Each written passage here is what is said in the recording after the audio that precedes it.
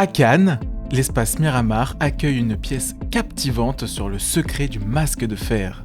Inspirée de l'œuvre de Marcel Pagnol, elle nous plonge dans l'un des plus grands mystères de l'histoire, entre mythe et réalité. Aujourd'hui, j'ai le plaisir d'être à Cannes, sous l'impulsion de Cannes en héritage, pour interpréter avec mon ami Philippe une lecture autour de l'œuvre Le Masque de fer, le secret d'ailleurs du masque de fer, car c'est un secret qui a été inspiré à Albert Henriquez par la grande enquête de Marcel Pagnol, un essai des années 60. J'ai la grande chance depuis plus d'une année, grâce à Nicolas Pagnol, qui est le président du fonds de dotation Marcel Pagnol et qui fait beaucoup pour l'œuvre de Marcel dans son rayonnement français et également mondial. J'ai donc la chance d'avoir été adoubé par Nicolas pour devenir le relais vivant d'une partie des œuvres de Marcel Pagnol. On nous a mandaté, Philippe et moi, alors que nous sommes amis depuis longtemps, pour faire, pour la première fois en tout cas à nous deux, un duo sur scène autour d'une enquête, pas d'une œuvre, mais d'une enquête qu'a menée Marcel Pagnol sur le masque de fer. Mais moi je dirais tout simplement, c'est le plaisir d'être à Cannes avant tout, avec justement l'association Cannes en héritage et par l'impulsion de Claude Nicole Martineau, vraiment qui crée régulièrement avec cette association des spectacles. L'année dernière, il y avait justement le souhait de mettre à Cannes le masque de fer vraiment en lumière. Le masque de fer qui a quand même une histoire très accrochée à la ville de Cannes. 11 années, il a été ici, sur l'île Sainte-Marguerite.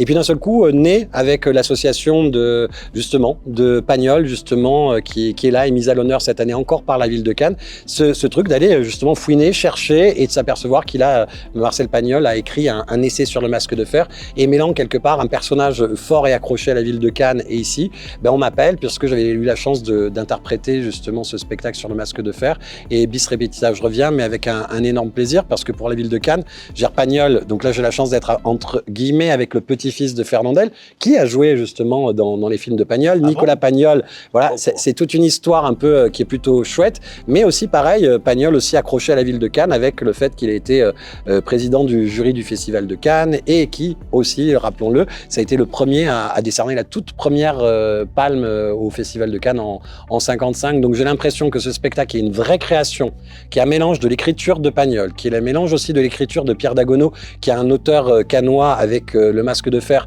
et l'île Sainte-Marguerite, et finalement l'écriture qu'a créé Albert Henriquez aussi qui est ici sur Cannes. Mais je trouve que c'est une super belle impulsion et content de le faire avec Vincent, pareil aussi, que je côtoie. Puis c'est cet événement des 150 ans de la naissance de 130, tu as raison. Mais peut-être que pour les 150, on sera encore là, avec 130 ans de plus, évidemment. Parce que l'année dernière, c'était les 50 ans, finalement, de sa disparition. Et là, 130 de la naissance. Et 130 de la naissance. Donc, je trouve que c'est une chouette occasion de mettre un personnage très provençal, méridional à l'honneur chez nous. Et finalement, on a tous des souvenirs. Et c'est ça aussi qu'on va voir dans ce spectacle. C'est tous ces souvenirs-là qui sont collés à notre région, à notre territoire et à la ville de Cannes aussi, surtout. Ce que m'ont laissé mon père et mon grand-père, je crois, c'est surtout et avant toute chose, trouver du sens dans ce qu'on fait. Voilà. Parce que si on ne met pas du sens dans ce qu'on fait, à ce moment-là, on peut faire tout et n'importe quoi de manière désincarnée, c'est pas très intéressant. Moi, je représente la ville de Cannes avec ses associations culturelles et donc Cannes en héritage. Et je suis l'enfant terrible de Cannes parce que j'ai toujours des idées particulières. Mais malgré tout, c'est assez fantastique parce que la ville me suit. Et lorsque nous étions en réunion justement pour préparer l'année Pagnol, Delphine me dit « Claude, qu'est-ce que tu as préparé pour Pagnol ?» Alors j'écoute, j'étais pas du tout au courant qu'on allait faire Pagnol cette année. J'ai préparé quelque chose dans la Provence, mais pas Pagnol. J'écoute, laisse-moi un petit moment, je réfléchis. Mais ceci étant, j'ai quand même un cheval de bataille à Cannes, c'est le masque de fer. Et le masque de fer, je savais que Pagnol avait écrit un essai historique.